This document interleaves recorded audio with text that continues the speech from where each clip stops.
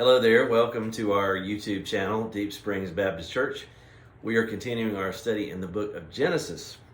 Left off last week in chapter 29 and verse 30. So I'll pick up there in Genesis 29 verse 30, and we'll kind of do an exposition of this 29 and 30. And so I'll try to move along as quickly as I can. It says, and he went in also into Rachel, and he loved also Rachel more than Leah, and served with him, meaning Laban, yet 7 other years. Verse 31, and when the Lord, and there's all caps Lord, when you see that, you know that this is the covenant name of God, Jehovah or Yahweh. And when the Lord saw that Leah was hated, he opened her womb, but Rachel was barren. Now, one quick note here. The King James says that Leah was hated. Doesn't mean that Jacob had active feelings of hostility toward her. Simply mean that he favored Rachel, that he chose Rachel was his choice. Leah was not his chosen one. For elaboration on that, I would refer you to Matthew 6:24 and Luke 14. I'm going to read out of Luke 14 to give you some way this terminology is used. Luke 14 verse 26. Jesus Christ said, if any man come to me and hate not his father and mother and wife and children and brethren and sisters, yea, and his own life also, he cannot be my disciple. And whosoever does not bear his cross and come after me cannot be my disciple. So clearly here, Jesus is not teaching us to have active feelings of hatred, emotion rather, toward our parents. I mean, that's one of the 10 Commandments. And actually the first one with a promise is to honor your mother and father. So what it means here is not that we are to despise our parents, but rather that in all of our relationships, God is the supreme object of our affection and our devotion. Okay, and these are very pertinent words because we find that there are a lot of people that love their children more than they love God. People who love their spouse more than they love God. We could go on and on through all the various interpersonal relationships. So back to Genesis 29, when the Lord saw that Leah was hated, again, it doesn't mean that Jacob couldn't stand the sight of her, even though we know that she was less attractive than Rachel, or at least that's what's implied in the text. But even though, I want you to see this, even though Jacob did not love Leah, God did. Okay, verse 32, we see that Leah's womb has been opened. Notice in verse 31 that Leah's fertility is attributed to the Lord, Jehovah. And so that's going to be a key concept in this whole narrative that we're going to study tonight. Because what we're going to find is that Rachel has got some superstitions, and Jacob has got some superstitious leanings, and Laban does also. I should have said this from the outset.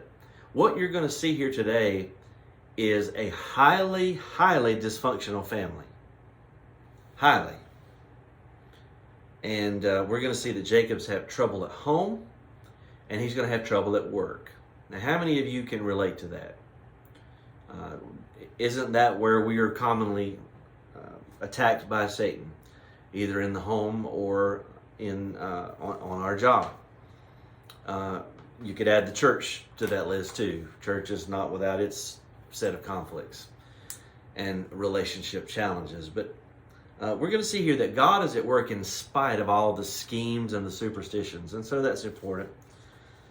And, Jacob himself, he came from a divided home. Remember, his dad loved his brother Esau, and his mother favored him. And so he grew up in this divisive kind of situation. And so he's going to raise his family in that same kind of backdrop. All right, Leah conceived, bare a son. She called his name Reuben. Now, all these names are going to be significant, and I'm not going to spend a ton of time on them, but they are significant. For she said, surely the Lord hath looked upon my affliction. Reuben, his name means like, look, a son.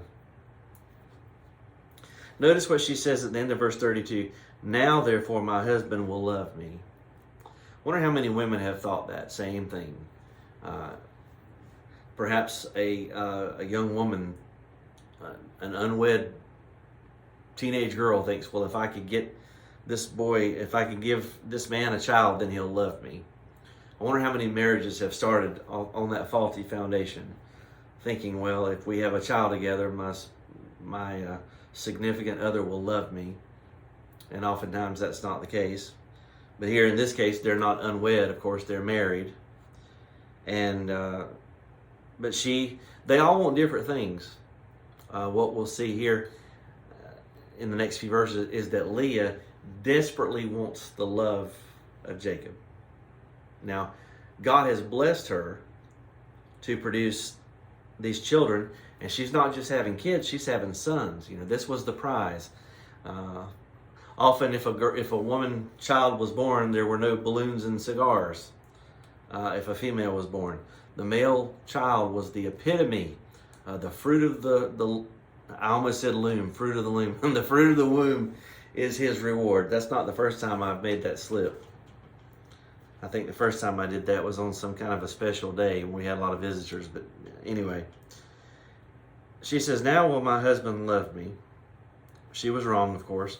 Verse 33, and she conceived again. So Leah she's fruitful. She was not Jacob's choice, but she's the one that's going to give him some sons. She conceived again and bare a son, and said, because the Lord hath heard that I was hated, and we've already discussed what that means, he hath therefore given me this son also, and she called his name Simeon, which means hearing, or God has heard. So no doubt Leah has prayed many, many times and asked God not only to help her conceive, but to give her the affection of her husband. How tragic it is when we desperately need the affection of our spouses, and we just when we don't receive that, it's such a tragic thing, and we think that circumstances will change that, and it's just difficult. All right, verse 34, and she conceived again and bare a son. Again, she's got another male child. And she says, now this time will my husband be joined unto me, because I have borne him 3 sons. Therefore was his name called Levi. Levi means gathered or joined to. Right? So notice in the first 3 sons here, Leah is optimistic in the naming of these sons that Jacob's going to love her. But when we get to the verse 35, we come to the 4th son. And she conceived again and bare a son. But this time there's no mention of Jacob and his affection. Now she says, I will praise the Lord, Jehovah. Therefore she called his name Judah and left bearing. Judah means praise. Now, for those of us that know anything about the genealogy of Jesus Christ, immediately we should see the red sign flashing. Okay, this 4th son is he's going to be the product, or he's going to be the ancestor of the Messiah. We'll find that out later in Genesis, I think the 49th chapter. But for those of us that know, as a spoiler alert for us. And I think it's interesting that here there's no mention of Jacob and his affection, but simply praise to God. So we might wonder if Leah has perhaps had a spiritual awakening here. Don't know, don't want to spend too much time on conjecture. But it says after this that Leah she left off bearing. So some commentators take this to mean that from this point forward, Jacob no longer had physical relations with her. And I think we could maybe make a case for that here in just a moment. So let's go to chapter 30 now. Verse 1, it says, when Rachel saw that she bare Jacob no children, Rachel envied her sister. It's interesting, isn't it? The irony here. Leah is very envious of Rachel because she knows that Rachel holds Jacob's heart. But Rachel was envious of Leah. So interesting, the irony here. And she said unto Jacob, give me children or else I die. So So, is she being overly dramatic here? I don't know. In this culture, if a woman was barren, this was considered almost a curse from God. So there was a terrible stigma attached to this. So, but I just think it's interesting, and I won't belabor the point, I know I already have, that Leah has the thing that Rachel's desperately praying for, but she's concerned about what she doesn't have. Rachel has the thing that Leah's desperately praying for, but in her mind, if she didn't have a child, her life has no meaning. Wonder how that made Jacob feel. Well, you don't have to wonder. In verse 2, Jacob's anger was kindled against Rachel. Now remember, Rachel's the favored one. So it just goes to show you that even though there's a lot of love here, that there's also some potential strife. His anger was kindled against Rachel, and he said, "Am I in God's stead, who hath withheld from thee the fruit of the womb?" We might look at that and say, well, that's kind of an insensitive response from Jacob. I mean, let me just paraphrase it.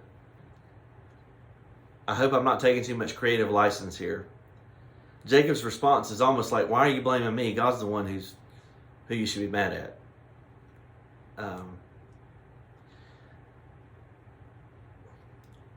I don't know if that's his intention, but that's kind of how it translates to me. But it is frustrating when people blame you for things that you have no control over. Can I get an amen on that one? There's a lot of times people are frustrated with you, and there's nothing that you can do to change the situation. How many times over the course of my life have I said, if there was anything I could possibly do to fix this for you, I would do it. But so often is the case, we're in a position where only God. How many times have I said, this is just truly in God's hands? Listen to me, whenever you're dealing with people and other people, other than yourself, you have no control. You have zero control. And so often that is the case, that it is truly in the hands of the Lord. Okay. Verse 3, she said, "Behold my maid Bilhah, go in unto her, and she shall bear upon the knees, that I may also have children by her." Okay. Now we've already seen this with Abraham, Sarah, and Hagar. Now what you may not understand is that they were living under what we now know to be the code of Hammurabi. Now this was before the law of Moses. This had nothing to do with Yahweh, Jehovah, but it was the law of the land. It was their culture. Okay, let me put it that way. The code of Hammurabi, and it stated that if a wife was unable to produce sons, she could give her maid to her husband as a wife. Keep in mind here, in verse 4, it says, she gave him Bilhah, her handmaid, to wife, and Jacob went in to her. Notice she was not just a prostitute or something. She was actually a wife. So the code of Hammurabi would allow this practice to take place. And in verse 3, notice this phrase here, "She shall bear upon my knees." That was kind of like a legal adoptive language. So in other words, even though Bilhah would be the biological mother of the son, Rachel would be the legally adopted parent. Does that make sense? So that's what that whole bear upon the knees means. It doesn't mean that, we don't have to interpret that literally. All right, verse 5. "And Bilhah conceived and bare Jacob a son. And Rachel said, God hath judged me, and hath also heard my voice, and hath given me a son. Therefore she called his name Dan." And Dan means judgment or judge. And this is not judgment in a negative sense, but rather we might use the word vindication. God has vindicated me. Okay. Verse 7, "Bilhah, Rachel's maid, conceived again, and bare Jacob a second son." So the years are ticking by, For us, this is a space of one chapter, basically. For Jacob, we're looking at 14 years of his life. So, or at least 7 years of his life. All right. Bilhah's maid conceived again and bare Jacob a second son. Rachel said, with great wrestlings have I wrestled with, look at verse 8, my sister. And I have prevailed. And she called his name Naphtali. Apparently it means wrestling. But notice the sibling rivalry here. Notice the envy and the strife, the jealousy, the contention between these two sisters. And it's almost like these babies and Jacob, in a sense, are pawns in this chess match between these two sisters who are trying to one up the other.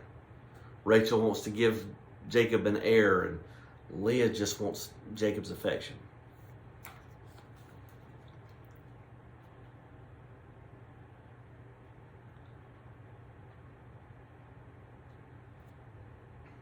Okay, now we get to verse 9.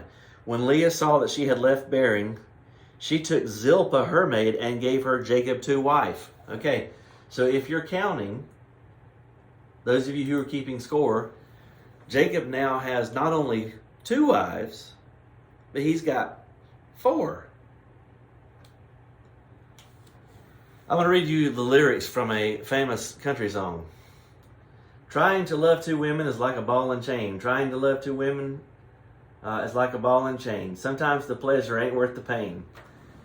It's a long old grind, and it tires your mind.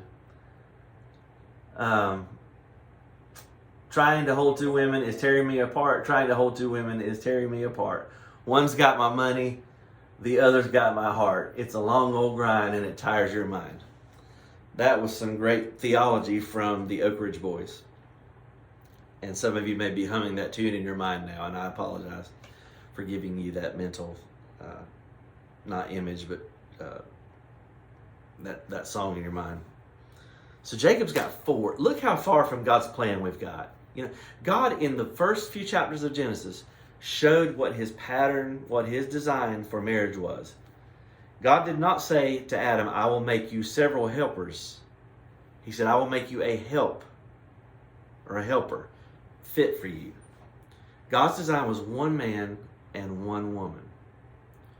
And I realize that Jacob here didn't enter into polygamy by choice.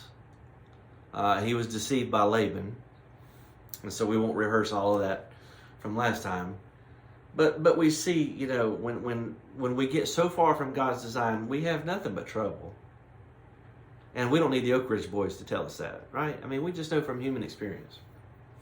The Apostle Paul says for 2 people that are married that they'll have trouble. He told the Corinthians that. Okay. So, verse 10, Zilpah, Leah's maid, gave Jacob a son. And Leah said, a troop comes. She called his name Gad. There's some debate as to whether the name Gad means lucky or troop. But either way, she called him Gad. In verse 12, and Zilpah, Leah's maid, bare Jacob a second son. And Leah said, happy am I, for the daughters will call me blessed. And she called his name Asher, which means happy. And Reuben, remember he's the firstborn. And so how old is he now? Not sure. He's a young guy. Not a teenager yet. Reuben went in the days of wheat harvest, and we know from our studies of the Feast of the Lord that that's going to be around Pentecost. We're talking May, June here. He found mandrakes in the field and brought them into his mother Leah. Then Rachel said to Leah, give me, I pray thee, of thy son's mandrakes. Now, you may have read this before and thought to yourself, what in the world is this mandrake business? And honestly, I had never really looked that much into it. I figured there was some folklore or superstition attached to it. But apparently, the mandrake was this flowering plant. It had a little fruit with it, some kind of a root, like a I don't know, berry or a carrot or something. But it was called a love apple. And it was purported to be a love apple. It's purported to be an aphrodisiac. And the women thought that if they partook of these, that it would help them with performance, but more importantly, with fertility. And so Rachel thinks, well, we've tried everything else. This was before the days of in vitro fertilization and such. She said, why don't we try the old mandrake? What have we got to lose? Lucky rabbit's foot. So that's what's going on here. This is superstition. She says, give me of your son's mandrakes. Now look what Leah says to her. Verse 15. Is it a small matter that you've taken my husband? And would you take away my son's mandrakes also? I mean, you can just, these words are just dripping with animosity and hostility, aren't they? And Rachel said, therefore he shall lie with thee tonight for thy son's mandrakes. Notice she's made some kind of a legal transaction out of this. What a sad thing that the marriage between Leah and Jacob now has degenerated into nothing more than a piece of paper, a legal transaction. But I wonder how many marriages are like that. Now, there's no joy, there's no love, there's no peace, there's no intimacy. It's just, well, we've got this commitment, we've been together this long, and we might as well grind it out. I don't think that's God's design. And what about Jacob here? It would seem just from the text here that Rachel's calling the shots in this marriage. I mean, shouldn't Jacob decide who he sleeps with? But he's going to have to follow Rachel's directive here, and we see that he does. It says in verse 16, Jacob came out of the field in the evening. So he's worked hard all day. And he gets home probably expecting to have a glass of iced tea with Rachel. But instead, Leah goes out to meet him. And she says, you must come in unto me. Don't you love being told what to do? I know I do. For surely I have hired you with my son's mandrakes. You wonder if Jacob's thinking, man, you have got to be kidding me. This has been a long, hard day, taking care of the sheep. And now I find out that I can't even go to my favorite easy chair in Rachel's tent. And it says he lay with her that night. So Jacob, to his credit, maybe he's, I don't know, but he's trying to keep the peace. And now the Bible says God hearkened unto Leah. So that tells us that Leah's still praying. I like that about Leah. Leah still has not given up, and God's listening to her. And she conceived and bare Jacob the fifth son. So if you're keeping score, not counting the maids, but just biological children, Leah's got 5. Rachel has none. Now she's got the maid's sons that are hers, but Leah 5, Rachel 0. And Leah says, God hath given me my hire, because I've given my maiden to my husband. So he called his name Issachar. You wonder if that was hard for Issachar to explain when he was growing up. Well, hey there, Issachar, how did you get your name? Well, let me tell you a story about a mandrake. Verse 19, and Leah conceived again and bare Jacob the 6th son. So if you're keeping score, 6 for Leah, 0 for Rachel. Leah said, God hath endued me with a good dowry. Now will my husband dwell with me. So now she's back to thinking, okay, 6 sons, surely Jacob's going to come around. Let me tell you something. This is just a little bit of advice for you. Some people, no matter what you do for them, no matter how good you are to them, you will never win their affection. What I found to be often the case is often the ones that you do the most for, sometimes they will resent you. I don't know why, but it seems to be something that takes place. So Leah's hopes, if I can say it this way, Leah's hopes are misplaced. I think what she should, at this point in her life, I think she needs to realize, hey, you know what? God, the fruit of the womb is His reward. Man, God has really favored me. But all she can focus on is what she doesn't have. She's so much like us, isn't she? I love the fact that the Bible doesn't strip the characters of their humanity, because we can see ourselves in the story. And she called his name Zebulun. And afterwards she bare a daughter and called her name Dinah. Now, interesting thing about Dinah, and she'll factor into the story later on, so let's not forget about her. But interesting thing about Dinah is that her name is kind of the feminine form of the name Dan. What does Dan mean? Remember what Dan means? It means judgment or vindication. So now Leah's got what, 8 kids? Rachel has 0. But notice what Leah says. God has judged me. God has vindicated me. These, again, I told you, these are deeply flawed characters. Highly dysfunctional. But I'm glad they are, because it means there's hope for me. Verse 22, and God remembered Rachel. It doesn't mean that God had forgotten about her.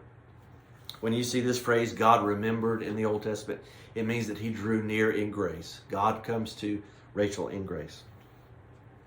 It is the language of grace. God remembered Rachel, and God hearkened to her. So at least we know Rachel's still praying. And God opened her womb. Do you see that? It wasn't the mandrakes. It wasn't the superstitious practices. It was Jehovah.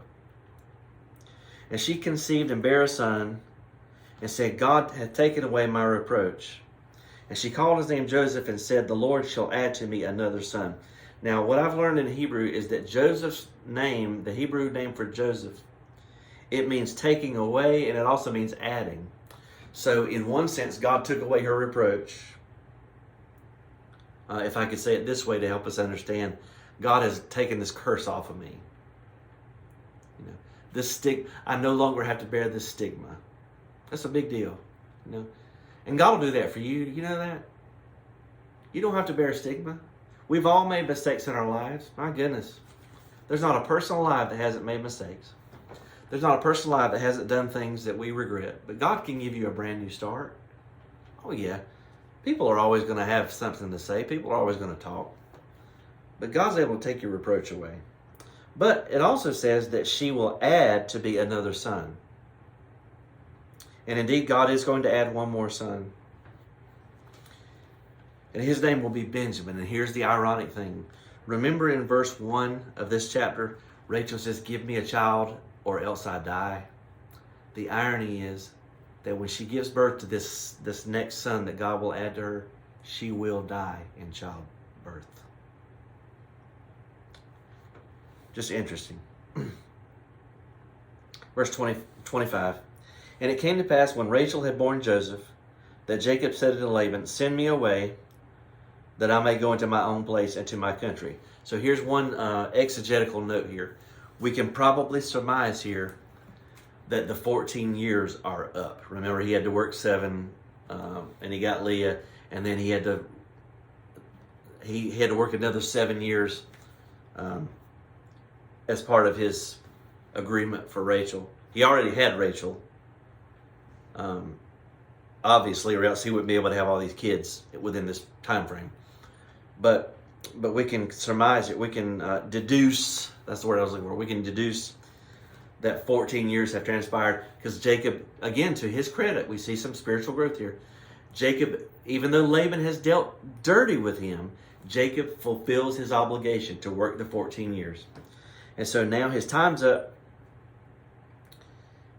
And he says, send me away that I may go into my own place, into my country.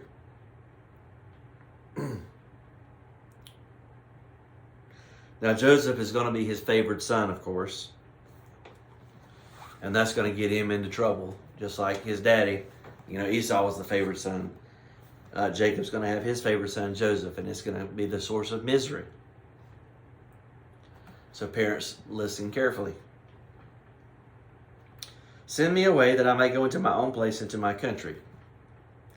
Give me my wives and my children, for whom I have served thee, and let me go, for thou knowest my service which I have done unto thee. So keep in mind, for these 14 years, the only thing Jacob has received in return for his labor has been women, wives, and room and board. That's it. That's it. And now he's ready to start his life.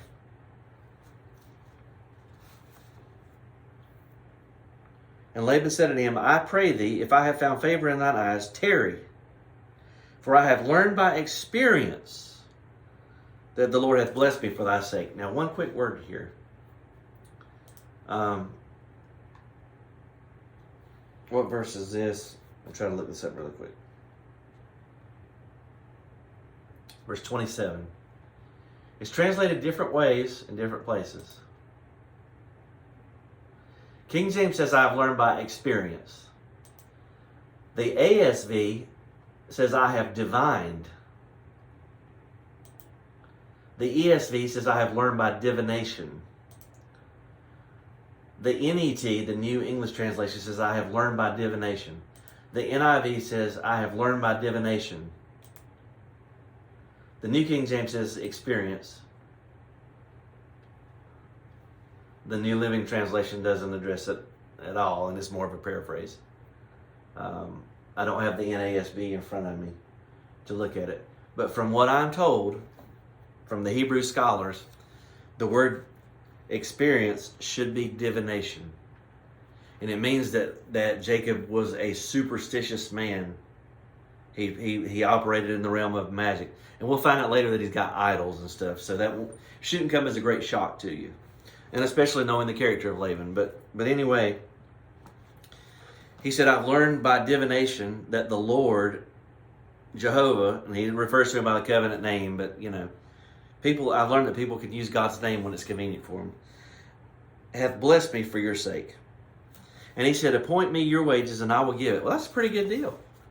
He says, name your price. I would love it if I was a potential employee and my employer said to me, name your wages.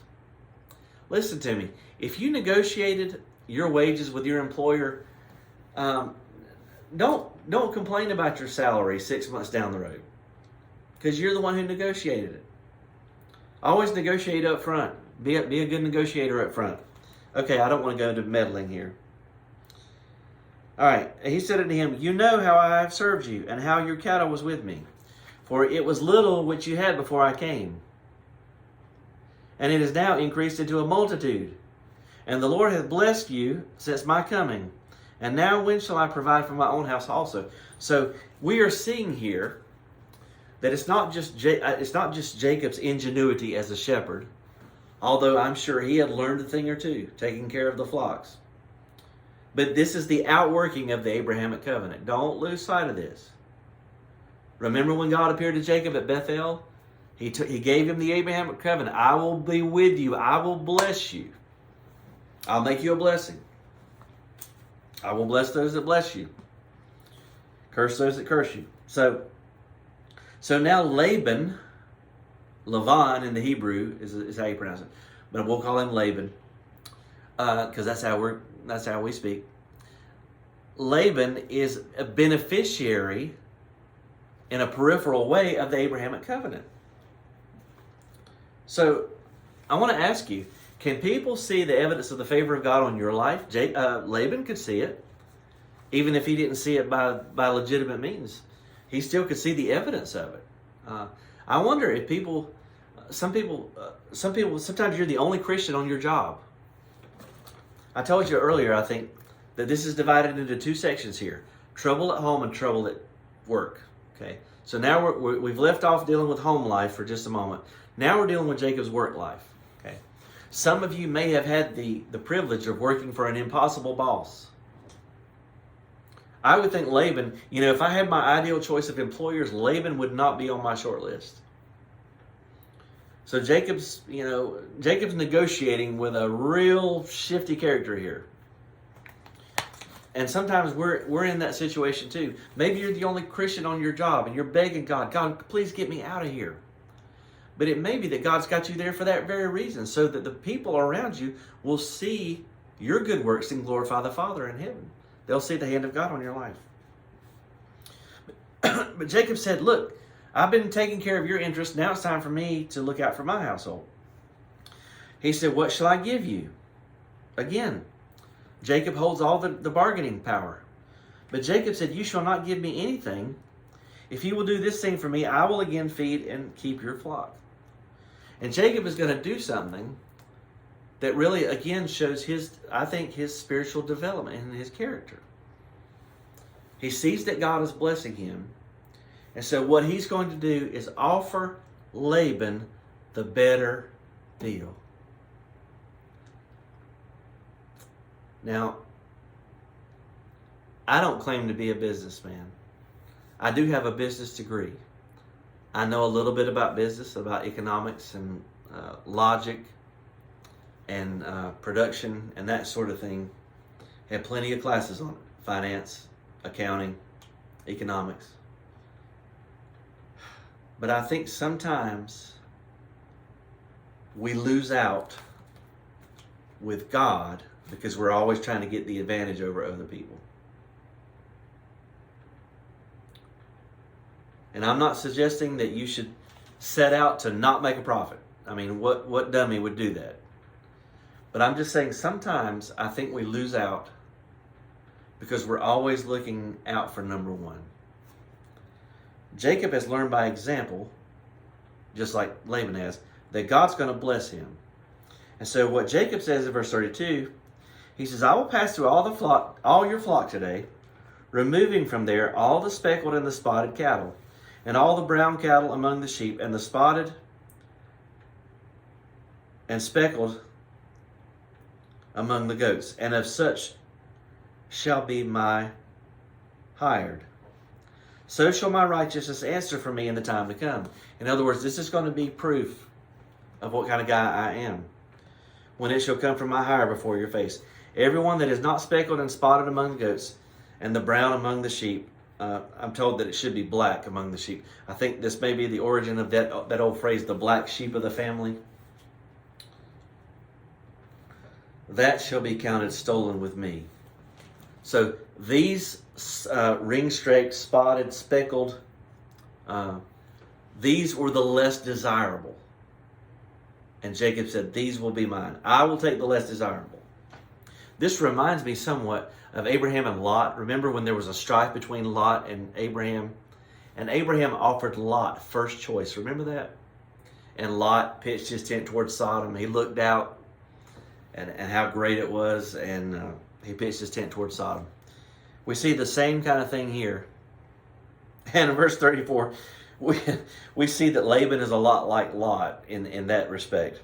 Laban said, behold, I would it might be according to thy word. Oh, Jacob. I think there's some mutual distrust between these two. And Laban's like, this sounds too good to be true. But I really want it to be. Now notice what Laban does in verse 35. The he here is Laban.